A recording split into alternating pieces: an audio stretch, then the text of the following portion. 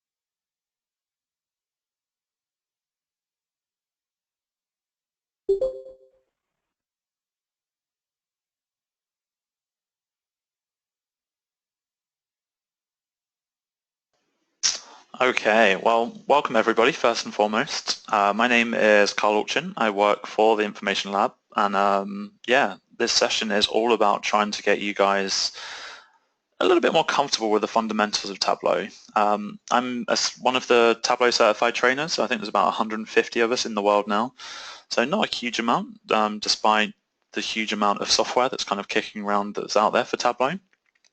And that means I'm really lucky that I actually get to go out and train a whole load of people, both in fundamentals, advanced, and then some kind of more technical Jedi level pieces as well. But I think one thing that always catches my attention is the fact that people just kind of struggle with Tableau sometimes, that they let Tableau guide them rather than the other way around, shall we say. So the amount of times I see people, let's just actually share my screen first of all, that would be a little bit more useful. There we go. So hopefully you can all see my screen now. Just give me a shout if you can't.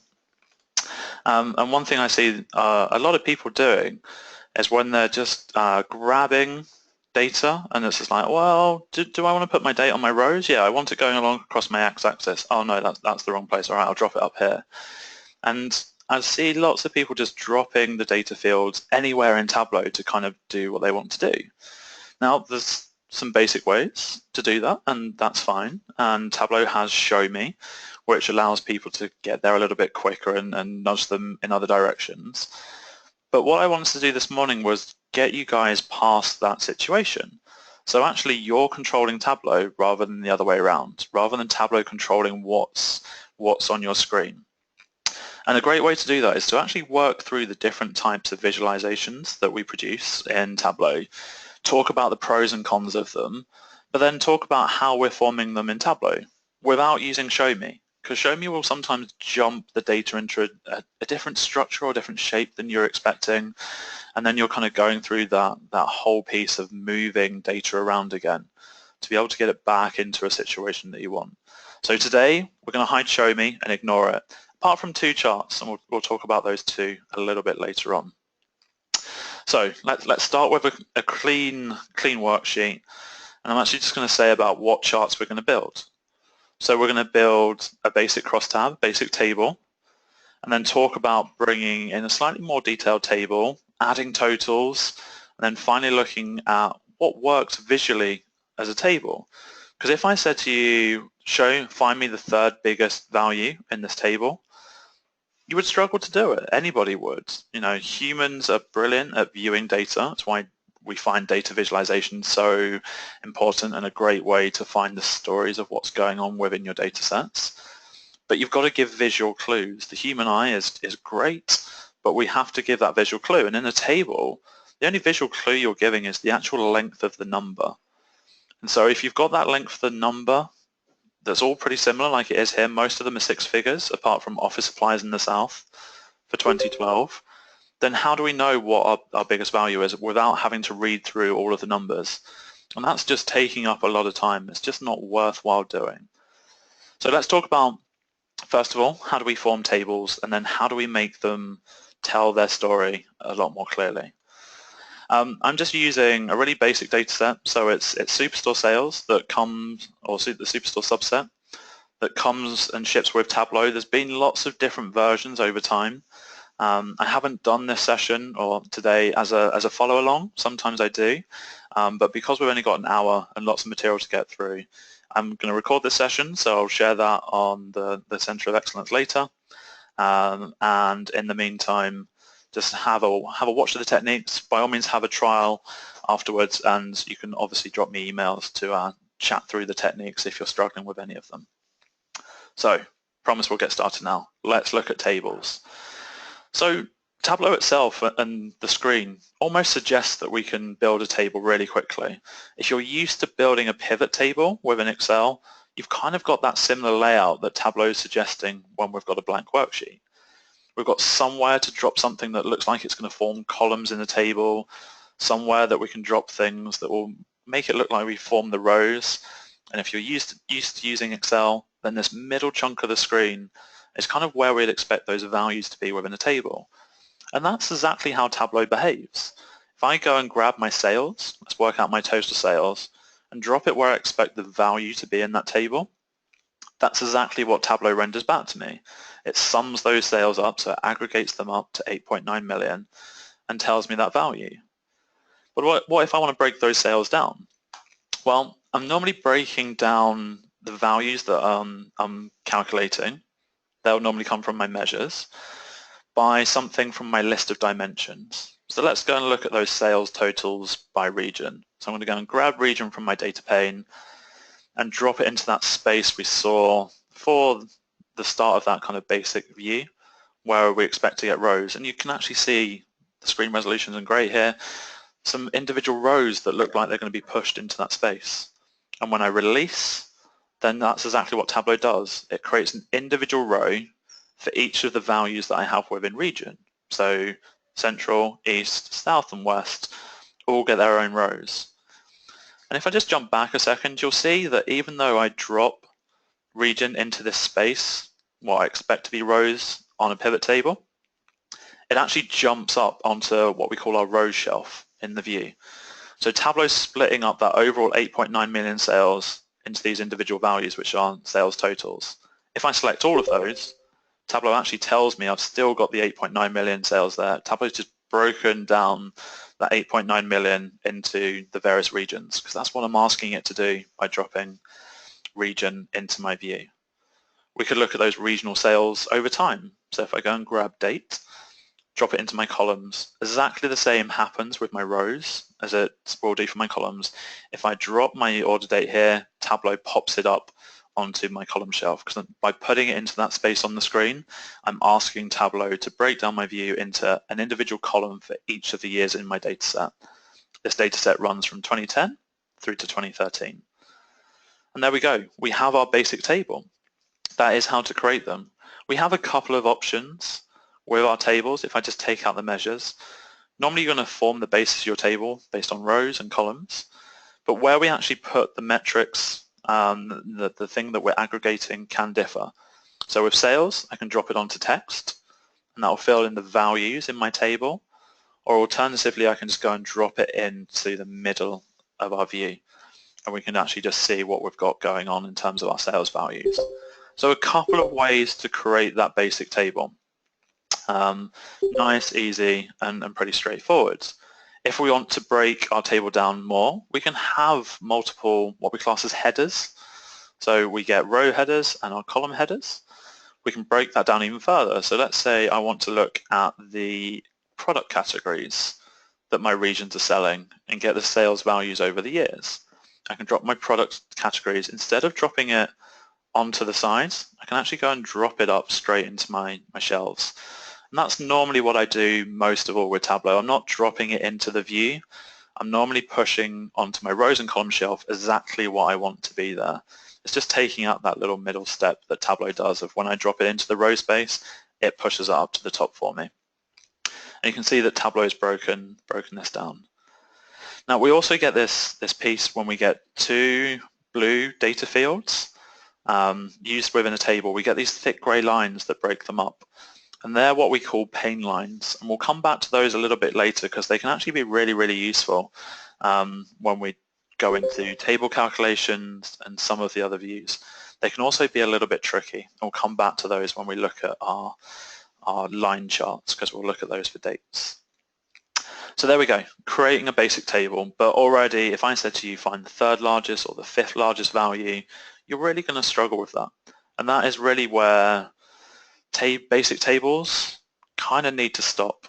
And honestly, with Tableau, normally when a client asks me to produce a big table, I'll just highlight that any mark and view you create within Tableau, you can always right-click, view data, and you can get the summarized data, but you can actually get into the underlying data as well, so you can see that everything that's gone into that.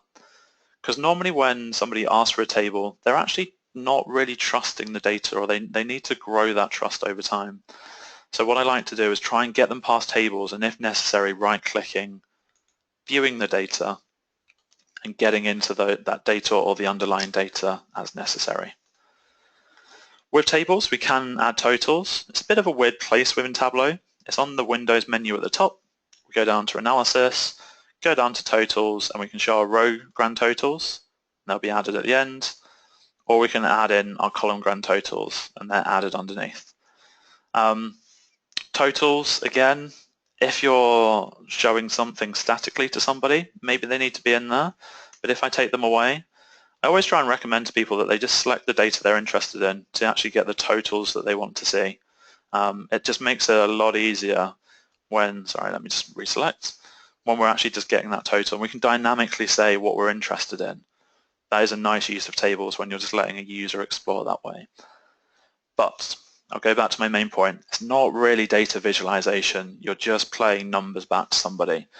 So how do we make it a little bit easier to view the actual patterns within our data? Well, lots of people would go up to Show Me and maybe select a highlight table. But the whole point of this session is not using Show Me and getting you guys to control Tableau. So if we want to create a highlight table, here's how we do it in Tableau.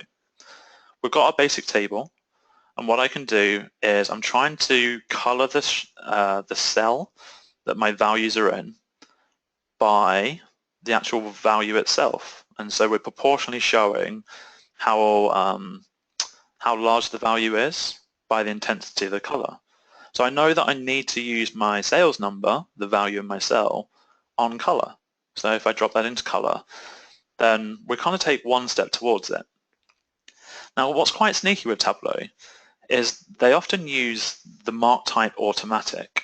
And what automatic does is it looks at the data that you're using within your view. So anywhere in this gray shaded area, if you've got data in there, Tableau is looking at that, understanding what's there and trying to work out the best way to present it back to you.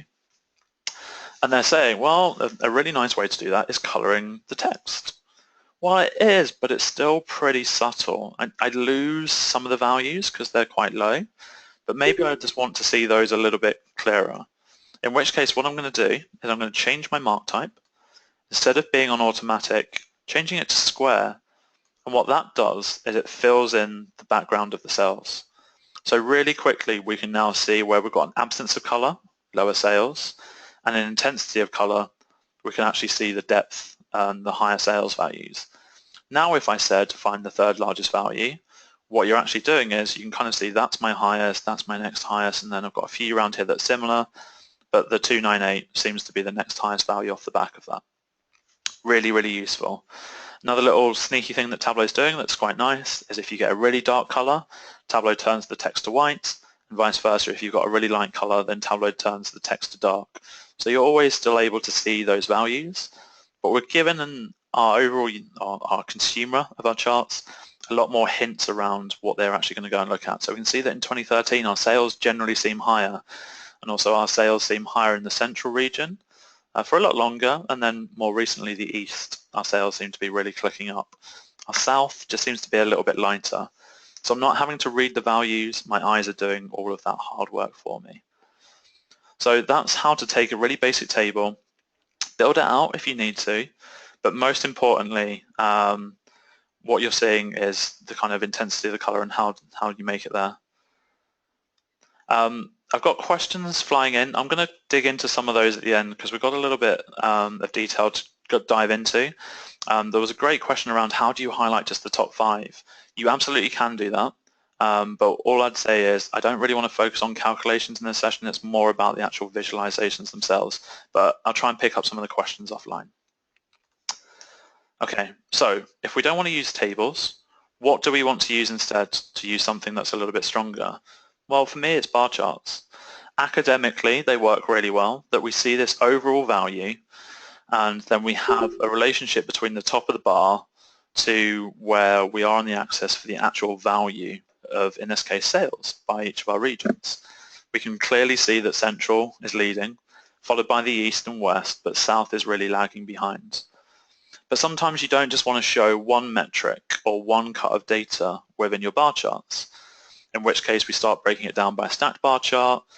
But then if we try and work out on that stacked bar chart what's going on with, say, our office supplies, our orange chunk through the middle, that's actually then hard to compare those values and see what's happening.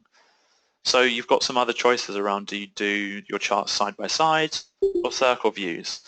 And this is ultimately where we're getting to with the different types of visualization. It kind of depends on the exact question you're asking as to what's the best way to play this data back.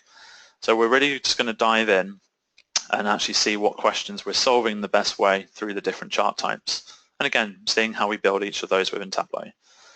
So again, I'll dive into a new worksheet. I'll stick with our region and sales data. I don't want to analyze the data. I want to talk more about the technique. Now, the secret between blue and green in Tableau is ultimately what's going to change your visualizations. And the secret, that's not really a secret, is blue in Tableau doesn't mean dimensions. Green in Tableau doesn't mean measures. Often we kind of think that and assume that by the way the data's loaded in, that you'll find most of your blue data fields are actually loaded into your dimensions and most of your green fields are loaded into measures. If you have an aggregated dimension, it actually gets loaded into measures. So you've got to be clear on what blue and green is. Blue is for discrete values, so where we only have so many of them, maybe categorized bits of data. And our measures are our values, our continuous values that we're measuring on a scale, so 0 through to 1,000,000, but then our scale can stretch out and shrink as and when, but we can have really precise numbers within there. So there's an infinite number of potential values in our continuous values. And the way that Tableau renders those, the difference between blue and green, discrete and continuous, is actually what makes the difference on our charts. Because if we take sales, so a continuous value, it's green, and I place onto rows, what I actually get is an axis. So I'm going to get a vertical bar. And because what Tableau does is it knows to draw an axis to show a continuous value, because that value could be anywhere within that axis.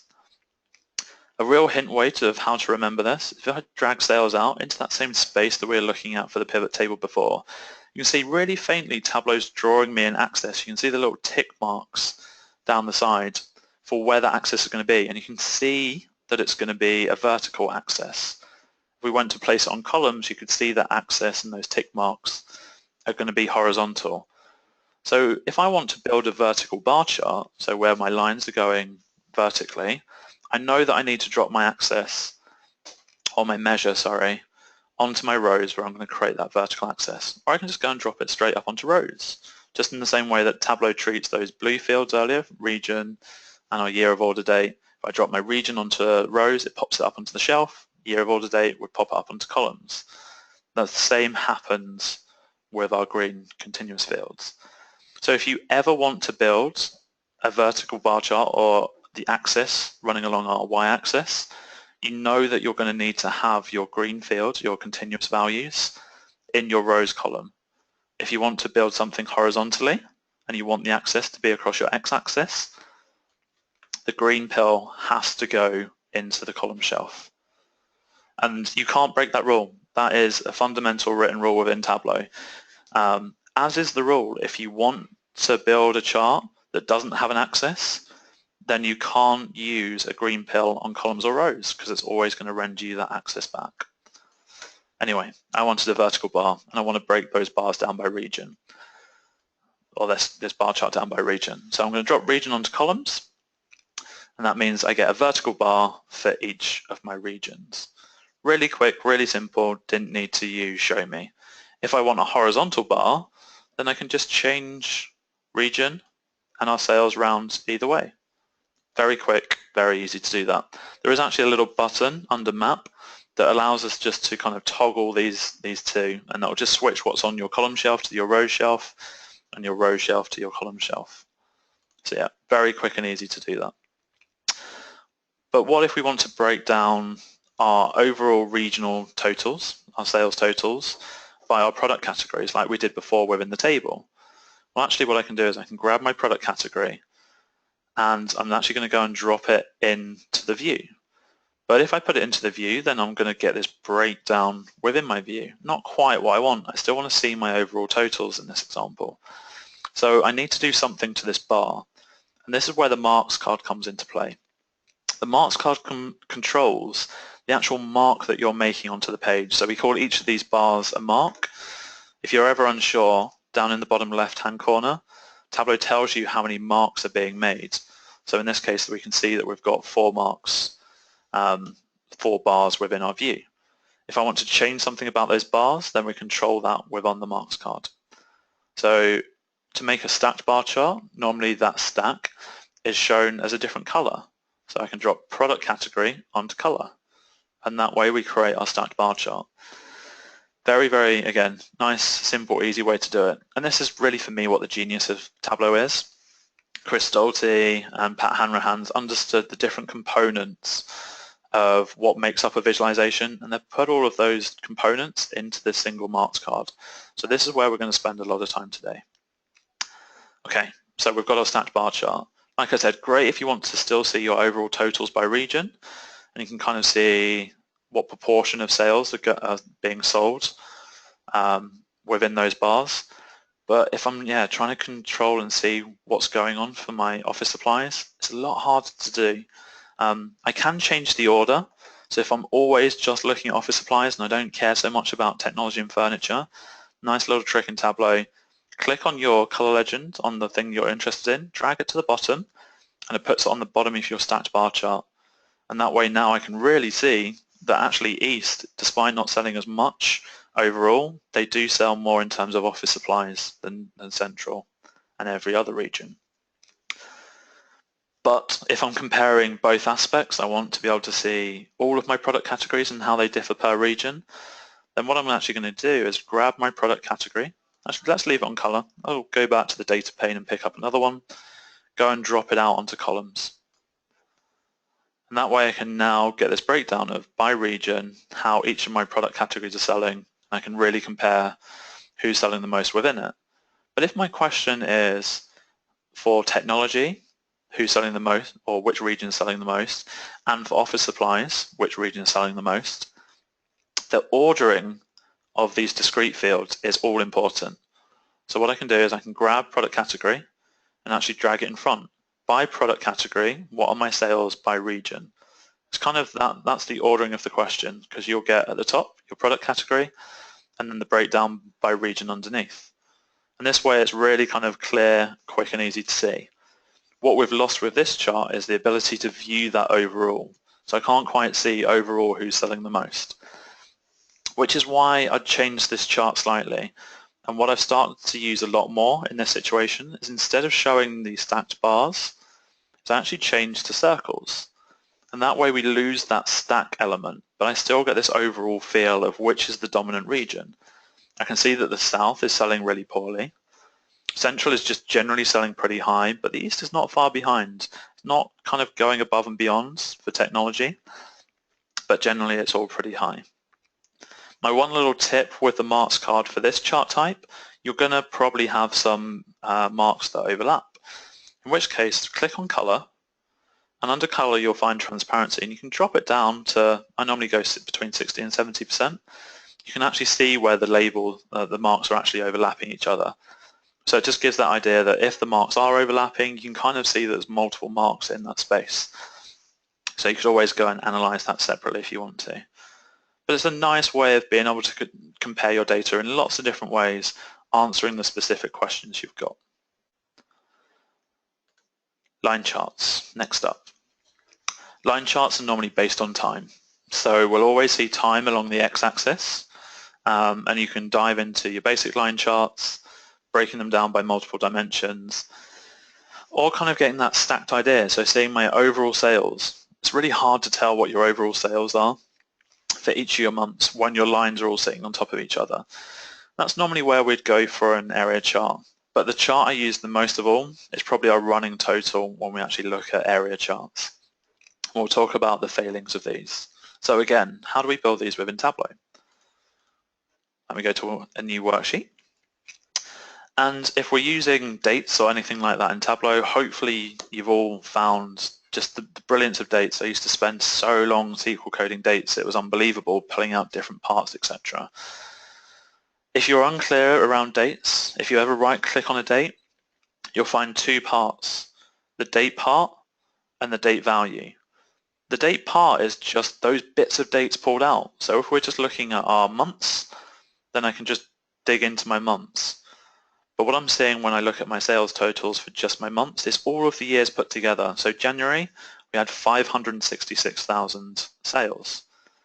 However, if I show this now by year, what you'll see is that mark was made up of all of my sales put together for the 4 different years. So you just want to be careful around which date type to use. And normally what I find people doing when they first come in and start using dates is I'm not just going to use my date. When I bring it on, I'll break it down to quarter and into months. And we're seeing, because we get 3 blue pills, 3 discrete fields, we're actually getting those pain lines coming back. And this is where they really are a pain. They're really problematic. I just want to see one flowing line. Well, maybe let's just get rid of my quarters. I want to see my data by months. And actually this chart looks like everything's great within my business. Look at my sales increasing every single year. That's fantastic. But because we're getting this solid break between year and our month with this pain line, then we're not seeing the fact that after December, it's not screaming off the page, that we get this sales drop to January and then we kind of build up throughout the year, and then we get this drop back in January and then build up again. So how do we get around this issue? Well, if we want to just have one continuous line, then we need to use our continuous date, and that's what we class as our date value. A really nice way to bring in your dates is actually, instead of dragging in with your left mouse button, drag in with your right mouse button. Because what that does is it then asks you what type of date you want. Do you want your date part, your blue date? Or if you want an axis, we found that a green data field on columns or row gives you an axis. Then we can pick our month from here, and this is our month and year combination. Click on OK, and we see that we get this one long continuous line. Works really nicely, and we can see those drops from December down to January, build up throughout the year, and then we're seeing the drop down again and build up. It's a lot more clearer representation of what's going on within our data. Just before I move on, I do want to say that date parts can be really useful. Normally after I say this, a few people are just like, well, why have the blue date at all? Well, if I ask you this question of how do my sales in September compare year on year?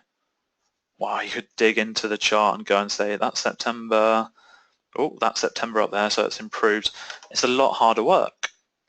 But because these are individual parts, just like our bar chart, we can pick the option in the order that these come in. So I can grab the month, drop it in front of the year, and then what we're actually seeing is the breakdown for each month, the sales has gone throughout the years of those months. So we can see September spikes up, drops back, and is starting to improve again. These are called cycle plots, and they work really, really well to analyze the exact part of the dates that you actually want. So if you just want to show something over time, I fully recommend using the date value, that green date. If you want to show some date parts and try and answer questions about your sales in January, or Tableau uses an internal calendar just to pick out the actual individual weekdays, we can talk about how our sales differ within our stores on Monday, Tuesday, Wednesday, Thursday, Friday, etc. So really, really useful. And again, we're only changing the fact that the date is either blue or green, and we're actually getting a lot of different data off the back of it and answering lots of different questions. Again, still haven't touched Show Me for a long time now. You're controlling Tableau if you learn how to do this, rather than Tableau controlling you. You're answering the questions you want to, basically. A lot better. If we wanted to break down our overall sales by something, then we could drop in region by color. That's often what you're going to see. I highly advocate publishing a view with the region highlighted that you're interested in. So our West sales spikes up here.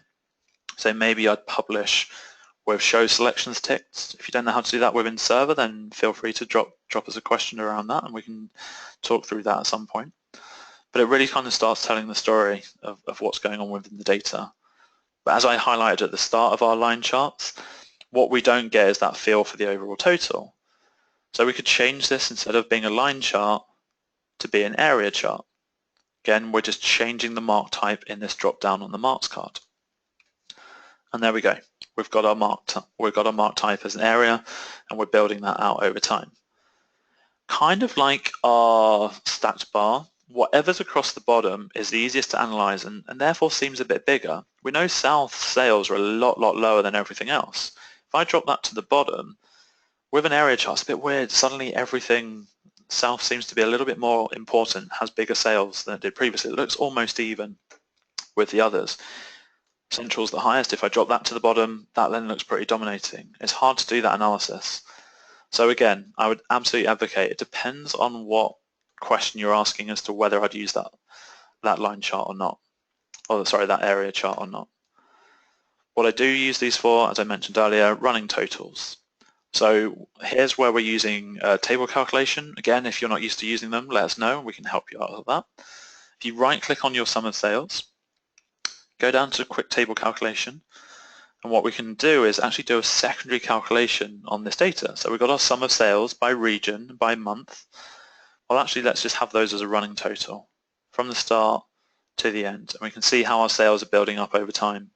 We get this overall idea around what proportion the sales are changing and how that's working through for us. So we see this spike up in our West in November 2012, which was exactly what we were seeing in our line chart, but we're just seeing it in a slightly different way.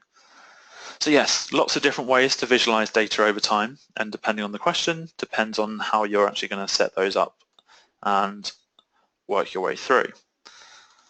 Okay, there are major chart types. They're academically sound, work really well, but sometimes you don't just want to show one metric. What happens when you want to show multiple metrics? Well, scatter plots are a great way to do that. You don't have to be brilliant at statistics and know the difference between your p-values and z-scores to work out what's going on within a scatter plot. You can see that you've got some clustering and you can see that you've got some outliers that you want to investigate.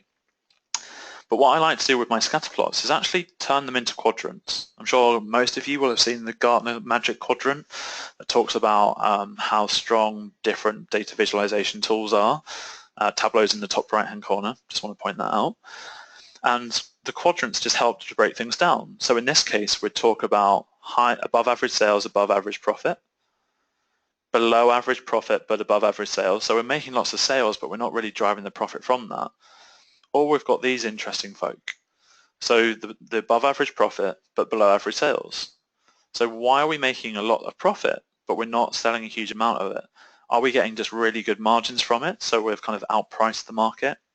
So if we drop our prices, potentially we could drive up the overall volume that we sell. You know, that's really quick analysis just from one chart, but it can tell you quite a lot. So we'll talk about forming that.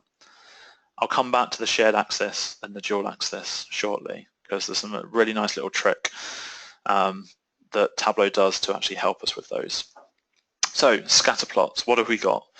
Well, if we're showing two metrics, we're also showing two axes in that way. So if I drag out my sales onto rows, get my sales on my y-axis and my profit onto my x-axis, then we get our really basic scatter plot. Tableau's aggregating everything up, so we only get one mark coming back. So for the overall for our data set, we get our 8.9 million sales that we've looked at before, and we're earning 1.3 million profit on that. Now, some people will show you the technique of breaking down and stopping Tableau from aggregating up. We can see we've got the sum of profit and the sum of sales. Under analysis, you've got this piece called aggregate measures. If I untick that, you'll notice that Tableau is taking away the sum of profit and the sum of sales. So it's rendering back every single row of our data with the sales value and the profit data. Well, it's a bit of a mess. I don't actually know what level of detail this data set's at potentially. So I've lost the ability to control what level of detail I'm viewing the scatter plot at. So I would say, please wipe that from your memories. Let it go. It's not a great technique. The way to control the level of detail on any chart is with the detail part of the marks card. If I want to see this scatter plot as 1 mark per region, then drop region on detail. We've got 4 regions, 4 marks on our view. If I want to see every single customer that we have, I can go and grab my customer name and drop that over the top of region instead. Now I've got 2,703 marks. I've got 2,703 customers with different names that I've dropped into the view. And we can see that we've got one crazy outlier, earning us a whole load of profit off a really big chunky amount of sales. We've got customers who are earning us more profit, but they're actually buying less. Especially this customer, very, very profitable, far over to the right, but actually not buying that much, so buying really high margin products. Interesting. For this example, I'm just going to use state just to have a few less marked. You can see we've got 49 states. The data is about the US, so we've ignored 3 of the states. And what we could actually do is color those states by region, so the next level up in our level of detail. Tableau likes to do these little hollow circles as our mark type. I don't. I like to use the actual filled circles. So I can change away from using shape to circle, but you can use whatever shapes you want to. And again, because we've got our marks overlapping each other, I'm actually just going to drop down that transparency. So click on color on the marks card and drop that transparency level. Some people like to add borders to their circles. I don't, because it starts to kind of twist and make everything either look whatever color you've got your border added to. But that's also under your color, border, and then choosing whatever you want to. I'm just going to say none. I'd rather see the marks stand out for themselves. And now I'm going to add the axis lines. And Tableau has made this a whole lot easier under our analytics pane at the top. So we have our data pane. That's where most people spend most of their time. But you'll find the word analytics at the top of the data pane. And we have this analytics pane that allows us to add average lines, constant lines, box plots really, really quickly into our charts. I can drag out my average line. And if I hover over the table level, you'll see that both profit and sales are highlighted. What that means is that Tableau is going to put an average line on the axis of our sales and our profits. So we can see that our average sales, 182,000, average profit, 26,000. Now a neat little trick that came in, I think it was with Tableau 9, you can select any of the members that you're interested in, release, and Tableau recalculates those reference lines for us. We can still see the old ones, but now we see the new ones highlighted. Some people love that, some people hate that. You can right-click and untick Show Recalculated Line if you don't want people to be able to do that. The one change I normally make with reference lines is if you right-click on them, you can edit them. And what you can do is instead of having the label, the computation showing average, I much prefer to show the value, because that way your charts are just a little bit clearer to your users as to what those lines are actually showing, and more importantly, what the values are. So what's the average sales and profit for those top 4 outliers? There we go. We've got the answer really quickly. No calculations to get there. We're just doing that in the flow of our analysis. Nice. And yes, we can talk about our above average sales, above average profit, or our below average sales, below average profit. We can see that some customers are losing us money. All really, really nice ways to look at 2 measures put together very quickly. I love scatter plots. But what if we didn't want to use a scatter plot, but still show multiple measures in our view? Well, that's where we have a choice around, do we create a dual axis chart or a shared axis chart? And there's pros and cons of both. Let me talk you through what our options are. Let's just take a basic view. So let's pick out each of our individual regions. And let's say I'm going to look at my sales first of all. And I want to add profit into the mix. So if I'm going to add profit in, I've got 2 choices. I can either have profit on the same axis or profit on the other axis. Well, if it's on the other axis, it creates a dual axis chart. The fastest way to do that is just to go and hover over the profit, over where you want that axis to be. So over on this right-hand side. But if I release this in a second, watch what happens to my marks card. So I'm going to release in 3, 2, 1, go. My marks card's multiplied up. Suddenly I've got this marks card called all. I've got the marks card for the sum of sales, a marks card for the sum of profit. Well, what's actually happening is Tableau allows you to have a marks card for every single axis you have within your view. And that allows you to do some great control. What I can do with multiple marks cards is actually have multiple marks types. So if my question is, how do my profits change depending on how much I'm selling? Well, that depending on how much I'm selling kind of is my secondary point. I want to push that into the background. I can see there's a really nice correlation here, but I want that to be a little bit clearer. So let's change the mark type on that to be a bar and push it into the background. The color choice isn't really letting us push that into the background, so let's edit those colors. And I'm just going to switch to colorblind, my favorite color palette in Tableau. And I'll have my profit as orange and my sales as light gray. And just having light gray in the background just shows it's being pushed into the background. So now I can see as my sales figures change, while my profit's climbing nicely, and we're definitely earning more profit per sales than we used to previously. So that works quite nicely as just the general trend, what's happening against what. You do have the option of synchronizing your axes if you want to, and that's all well and good until suddenly I want to add in another metric, so let's say unit price. That's going to be, well, where can I put it? I'm using both of my axes already. So sometimes what we want to do is if we've got a metric that's in a similar space, then we probably want to push them together and use them on the same axis. So then if we've got something on a different axis, a different value level, different granularity almost, we could use that as our dual axis. And this is what we class as a shared axis chart. Now, we have some magic that happens in Tableau when we use a shared axis chart. So let me show you what goes on.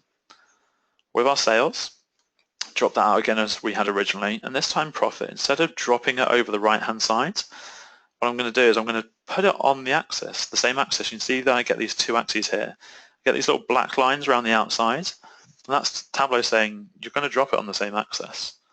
But when I do this, again, I want you to spot some of the different things that happen. As soon as I release, well, my sales has changed to measure values.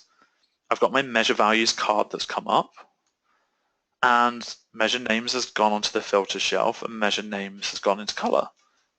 Why is that? I was working with sales and profit, and then all of a sudden measure names and measure values have come out of nowhere. Well, let's explain what's going on by using a table to actually do that. Let's use our orders, and let's use our regions. And if I put my sales values into my table, you can see that I've got 16 marks. Well, I have 4 regions and 4 years. If I try and put my profit into that, hang on, I still have 16 marks. I would have expected that I'd have 32 marks. 16 marks for sales, 16 marks for profit. So why haven't I? Well, it all comes back to this concept of you controlling Tableau. What we've asked Tableau to do is still break down my sales and profit numbers by 4 years and 4 regions. But what we haven't told Tableau to do is break up this table to have a row for sales and a row for profits. And this is what measure names and measure values comes into play. Because measure names is blue, so it's discrete, and measure values is green, so it's continuous. With our measure names, if I go and drop that in, you'll see that Tableau is saying, oh, hang on, I've got no measure values. And that's because measure names and measure values has to work together. So I'm just going to get rid of sales and profit for the moment. If I go and grab measure values and put that into my text and my tables, then, wow, I've got a lot more than 32. I've now got 160 marks. And this is why measure names was on our filter shelf earlier. Because what happens with our measure names is Tableau is going to add every single measure that we have available to us unless we filter it out. So if I right click and edit filter, let's just leave me my sales and my profits. Click OK. And now you can see I've got the table I wanted. It's all nicely spaced out. And I've got the number of marks I'd expect to have. 4 years, 4 regions is 16 times by the 2 measures, 32. If I add in our unit price now into the mix, I can drop it onto the measure value shelf or untick or have it ticked in my filter to actually show it. Then I'm going to get 48 marks, and we have 48 marks there. Excellent. So that's what measure names and measure values are doing. What Tableau use them for is when we're trying to squish two measures or more into just one space on our chart. And that's what was happening with our line chart. We were trying to push sales and profit into the same space. So Tableau uses measure values and measure names. Measure values to show them in the same space, but then measure names to break those up. And you can see that measure names is acting on color here. So we get a color line for sales and a color line for profit. And just to go full circle on this, what I can do is I can now show my unit price in this view as well, even though it's on a completely different scale to what we had otherwise. So there we go. Shared axis is where you'll use measure names and measure values, but you notice we don't get multiple marks cards. We only ever get multiple marks cards when we're doing at least a dual axis or more, when we're having multiple axes on our charts. I know lots of people kind of stumble over the table issue quite a lot. If you want to get around it, then actually there's a really, really simple way. Instead of dropping your values into text, if you go and put them straight into the table, watch what Tableau does. It brings in measure names and measure values for us automatically. So please, please, please, when building a table, don't ever drop your values into text on the marks card. Actually just go and pop it into the table where you want it to be. And Tableau will do all the hard work for you that way. Okay, couple more charts to go. And then we'll probably call it quits for today, and I'll answer a question or two. So if you just want to start getting those questions in, if you've got any off the back of the session, then please feel free while I just talk quickly about mapping. So mapping. We have two main choices with our maps. Ultimately, we're going to change the shape of the map that we use, or we're going to color in something within our map. So color in one of the mapping shapes that we have, one of those colored polygons. So quickest way to create a map, double click on the mapping item that you want to use. So in this case, I'm going to use state. And then I've got my choice. I can grab my sales and drop it into size and change the size of the marks we've got. With clicking on size on the marks card, we can actually tweak overall the actual size of the marks. You'll notice that you've got these two little notches and they actually catch as you go past them. What they are is Tableau's recommendations that going large, but not so large that you start overlapping marks and it looks like a plague has broken out in the US, and not so small that you can't really tell the difference between them that clearly. And that works as to whatever scale you put Tableau on, into dashboards or just using the individual sheets themselves. That's all well and good. But what if I use profit? If I put profit onto size, you can see that some states are actually losing us money. But don't I want that to be shouted out from my map? Well, it's not happening here, because how do you want that overall map to scale? Because do you want that shape for that loss making to be really big, but then it'd be the same size as something that's really profitable, or vice versa? It just doesn't quite make sense. So if you ever cross the 0 mark on your kind of continuous scale, then don't use profit on size. Oh, sorry, don't use that measure on size. Use it on color and let Tableau fill in the polygons for you. You have got the challenge here that the actual size of the polygon kind of distorts what's going on. So the depth of color is what we're really looking for here rather than just the size. But if it's a big state and it's profitable, it looks really good. Like Illinois is also really profitable. So is New York, but Texas, because it's so big, kind of just captures your view a lot more than otherwise. And there's nothing stopping you doing a dual axis map. If you want to use both, what we can do, grab latitude, hold down Control while you do it, and that creates two maps. And then with multiple maps, we get multiple marks cards. So here I can drop off my profit and drop my sales onto size. And then I can dual axis them back together. Right click, dual axis, and that way we're showing sales and profit on the same map. Lots of neat little tricks of how to do that. Loads of different ways to do different mapping elements. Again, absolutely under your control. If you understand what's going on with the green fields and the blue fields, then very easy to get there. So there are lots more that I can go through in terms of parts of the whole, different visualizations, so tree maps or breaking them down, pie charts, creating a donut pie chart, which isn't standard within Tableau, patch bubbles, and also a very similar technique for word clouds. Distributions is where I do use Show Me, because it's just so much quicker to select a metric and then go into Show Me rather than building them from scratch. But if you understand what's going on within green and blue, then you can actually create a whole load of different charts. Spark lines, lollipop charts, bar in bar charts when you start using calculations, and also small multiples. So Tableau does only have so many charts when you actually look at Show Me, but if you really understand what's going on, then you can completely control them yourselves, and you can actually really create pretty much anything that you want to. I'm relatively well known in the Tableau community for creating all kinds of weirdness around basketball, shot charts, all of this kind of stuff, mostly because I'm a big basketball fan. But really, the way that I actually did that and worked out how to do that was only by understanding what Tableau is fundamentally doing. So I can create a hex map on a basketball chart because really what I'm understanding is a basketball chart's just an X and Y coordinate that I'm then plotting shapes over the top of. So really you can come up with absolutely any chart type that you want to if you've understood the fundamentals that we've gone over this morning. So at that point I'm going to pause and just dig into your questions and just see what's kicking around. So I'll go from the latest first, so sorry for those of you who asked it earlier. Are there any significant changes to charts in version 10?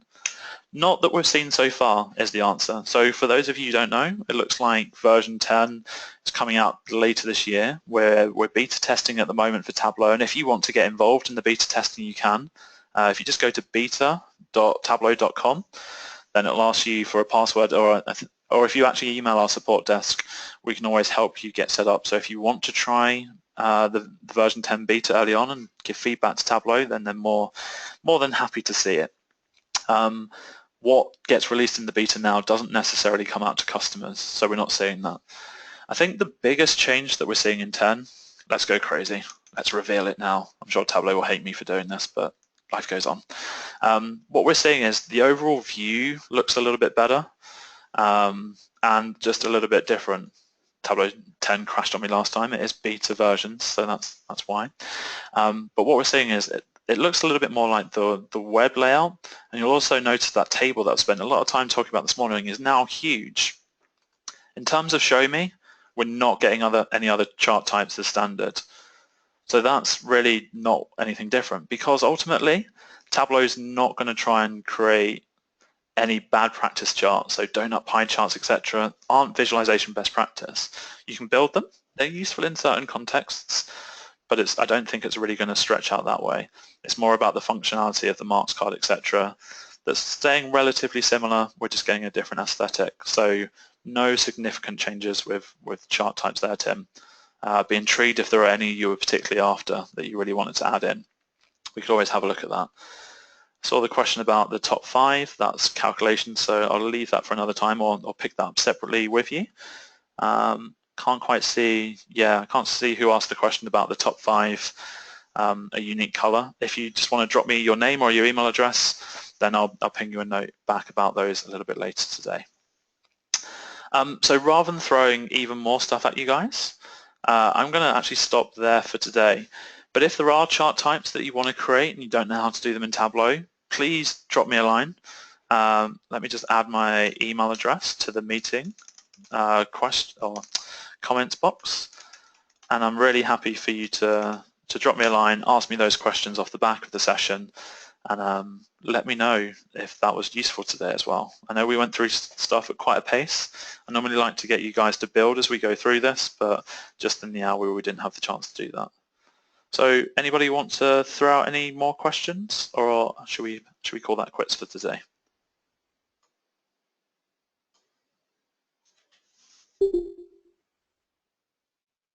Somebody's dropped off, so I'm guessing that's quits. I'll stay on the line for a little bit longer if anyone does want to throw out any questions, but just want to say thank you for your time this morning.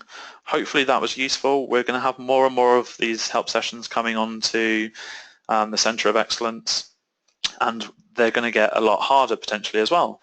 So we're going to have a whole range of different options as to whether you're just coming into Tableau new, already testing some of those Jedi skills that you guys have got. So if there's anything that you do want us to cover, drop us a note, let us know, and yeah, we'll do our best to get it covered off for you as soon as possible. All right, have a great Friday, everybody, and a good weekend, and speak to you all soon. Thanks.